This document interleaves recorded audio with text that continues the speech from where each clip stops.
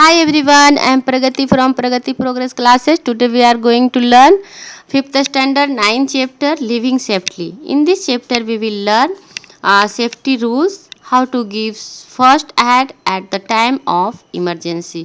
तो इससे पहले अगर मेरे चैनल पे आप नए हैं तो पहले मेरे चैनल को सब्सक्राइब कर लें और लाइक कर दें और शेयर करना ना भूलें ताकि इससे और भी स्टूडेंट को लाभ हो। तो चलिए हम अपना ये चैप्टर स्टार्ट करते हैं। Accidents can happen to anyone, anywhere, and at any point of time. Most of the accident happen due to our carelessness. It is an unexpected event. है ना। एक्सीडेंट कहीं भी कभी भी हो सकता है, लेकिन ये कब होता है? हमारे केयरलेसनेस के कारण, हमारे असावधानी के कारण होता है। ठीक है। इट कॉजेज डैमेज और injury to people and property. We can avoid accident by being more alert and careful. और हम सावधानी बरत के बहुत सारे एक्सीडेंट को अवॉइड कर सकते हैं, है ना। They can be avoided if we follow some basic safety rule at home, on the road, in a school and in the playground. तो हम इस तरह से सावधानी बरत के ये जो है एक्सीडेंट को अवॉइड कर सकते हैं। घर में कैसे हम अवॉइड करेंगे, स्कूल में कैसे करेंगे, प्ले ग्राउंड में हमें क्या सावधानी बरतनी चाहिए। तो आइए पहले हम जानते हैं होम में कैसे हम सावधानी बरतें ताकि हम एक्सीडेंट को अवॉइड कर सकें।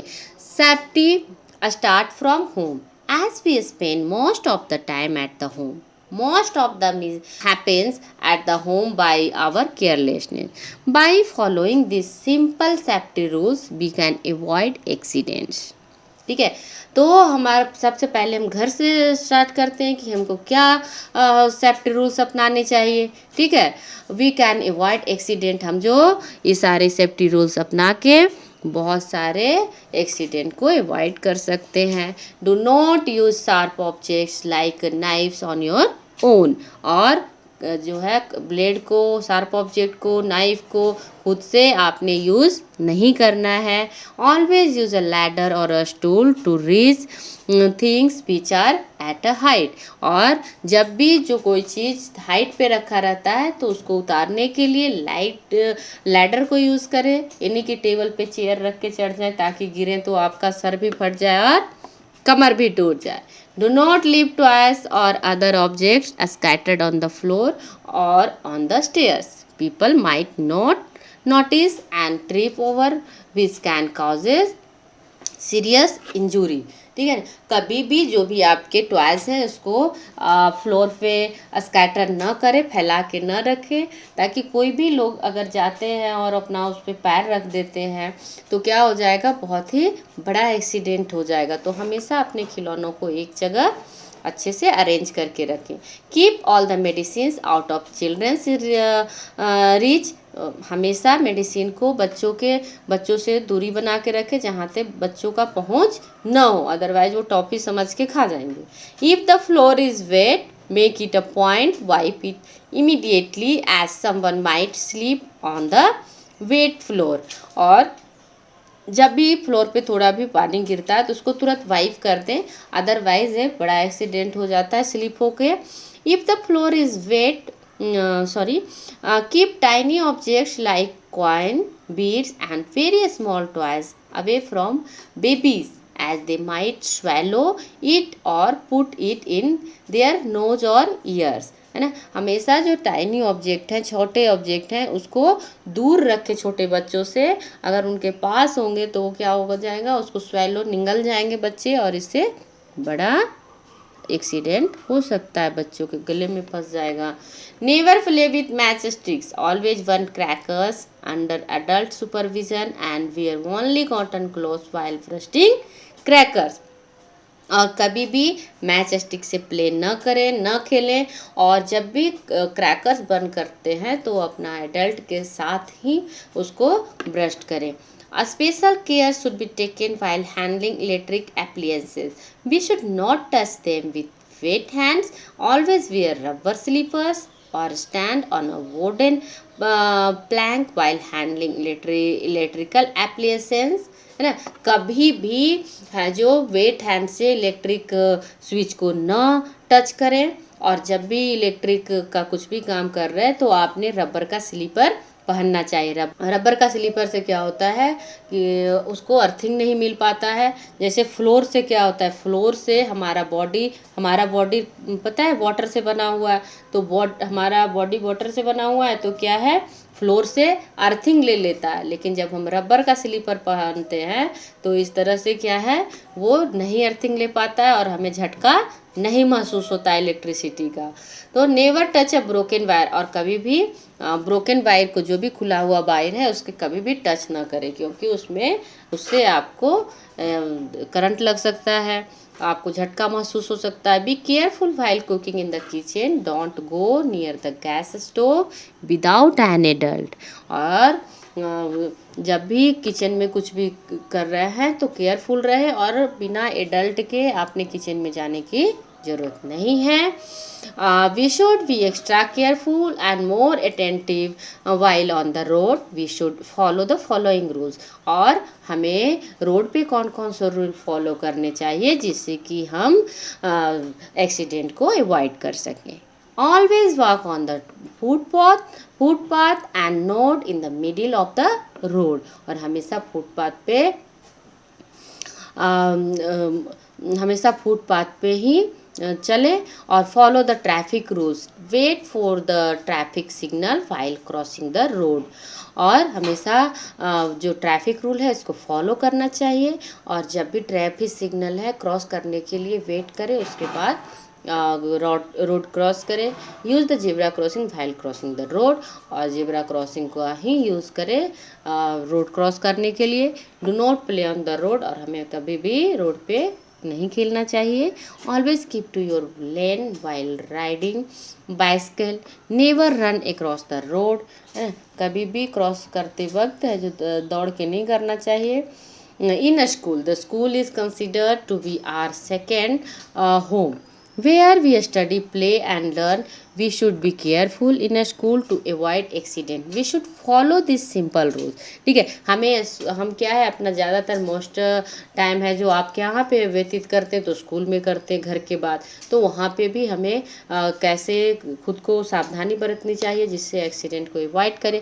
Do not push each other on the staircase, जब भी सीढ़ियों से उतर रहे तो किसी दूसरे बच्चे को पुश ना करें, इससे बड़ा एक्सीडेंट हो सकता है। Be careful with cutters and seizure while doing cutting work in school, जब कुछ भी वर्क करने के लिए स्कूल में प्रोजेक्ट मिलता है कि हाँ बनाना है तो खुद से सीजर यूज करते हैं, तो सावधानी से यूज़ करना है। In the laboratory we should handle the chemicals only in the presence of a teacher, और जब भी लेबोरेटरी में आपने केमिकल्स यूज करना है तो टीचर के प्रेजेंस में ही करना है। Stand in a queue to board the bus, don't push each other, और बस में भी चढ़ने के लिए क्यू में आप बोर्ड करें और एक दूसरे को पुश न करें। In the playground, every evening we play with our friends in the playground. We should be careful while playing so that neither our friends nor we get hurt while playing. We should follow this simple rules.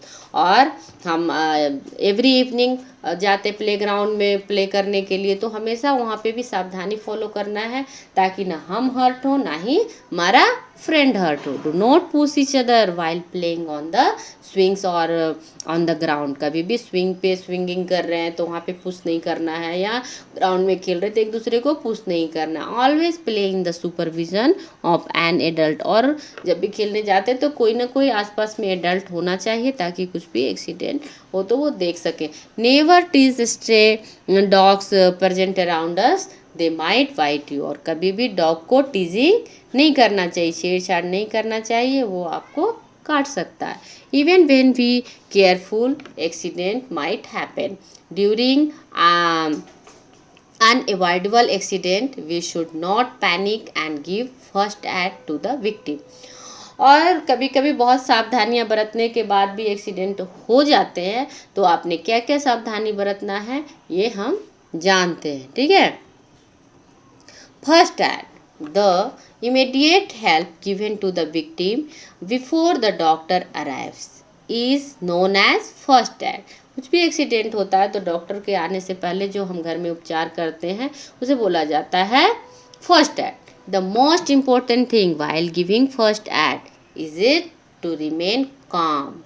A first aid box contains a pair of scissors, cotton roll, band and strips and antiseptic lotion, thermometer, a burn ointment and some painkillers. Okay, तो जब भी आप first aid use कर रहे हैं, किसी का चोट लग गया है ना, ब्लड आ रहा है, तो आपने वो क्या करना है, उस टाइम काम रहना है, ज़्यादा पैनिक होने की ज़रूरत नहीं है और उसको पैसेंसली उनमें जो है भी करना है, फर्स्ट एड यूज़ करना है. We should always have a first aid box at home and carry it while travelling. और हमें हमेशा फर्स्ट एड अपने घर में रखना चाहिए और कभी अगर हम ट्रेवलिंग में जा रहे हैं तब भी फर्स्ट एड हमारे पास होना चाहिए. Here are some way to deal during accident emergency. ठीक है, तो Burns can be caused if boiling water, fire touches human skin, or when skin comes in contact with very hot objects. Here are some way to deal with burns.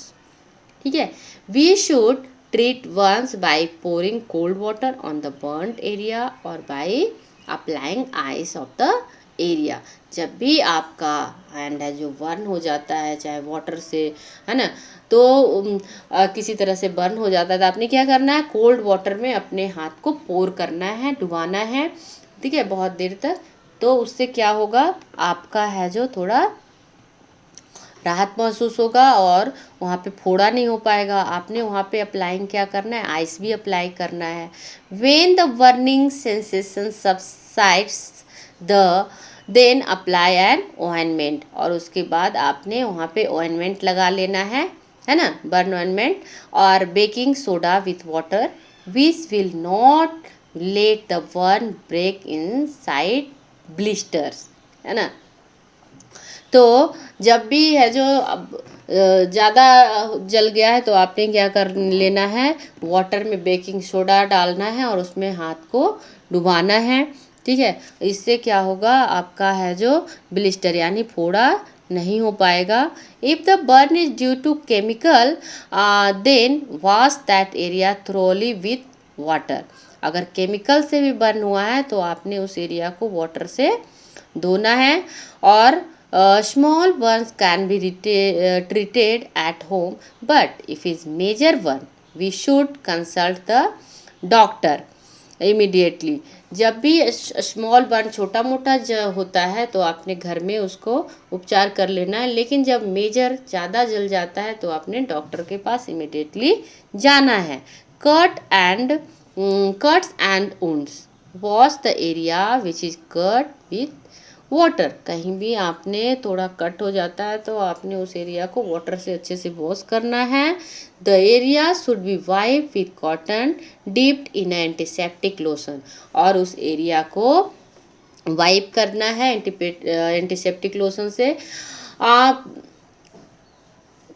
Put a bandaid over the cut area, और उस area के ऊपर bandaid कर देना है. If the cut area is deep and the bleeding does not stop, wrap a tourniquet and take the patient immediately to the doctor.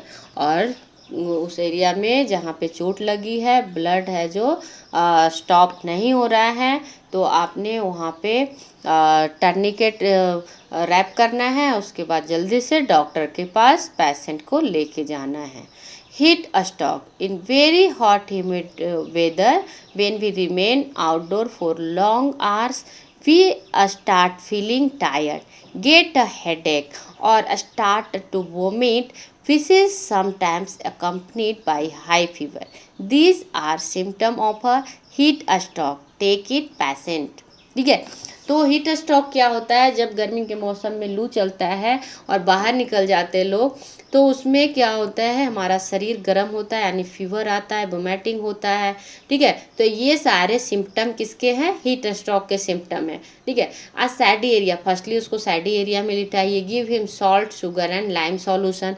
और उसको देना है लाइम सॉल्यूशन देना है. ठीक है ना, शुगर चीनी और नींबू मिला के जो बनता है, जिसको जीवन रक्षक घोल भी करते हैं। उसके लिए आपने क्या करना है, 1 लीटर पानी को बॉयल करना है, फिर उसको ठंडा करना है, ठीक है। और उसमें 5 चम्मच चीनी डालना है और 1 चम्मच नमक डालना है, नींबू डालना है और उसको रख देना है, ठीक है, अगर नींबू है तो।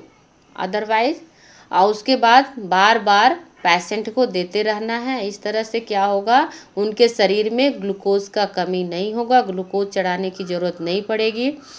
अब जानते हैं हम nose bleeding. During summer nose bleeding is very common, the patient should. Summer season में क्या होता है, नोज ब्लीडिंग भी होता है। ये जो कॉमन है, सबका नहीं होता है, जिनका कुछ कुछ का होता है। सीट और lie with his head lower than his body. और जब ये नोज ब्लीडिंग होता है तो ज़्यादा पैनिक होने की ज़रूरत नहीं है। और आपने क्या करना है,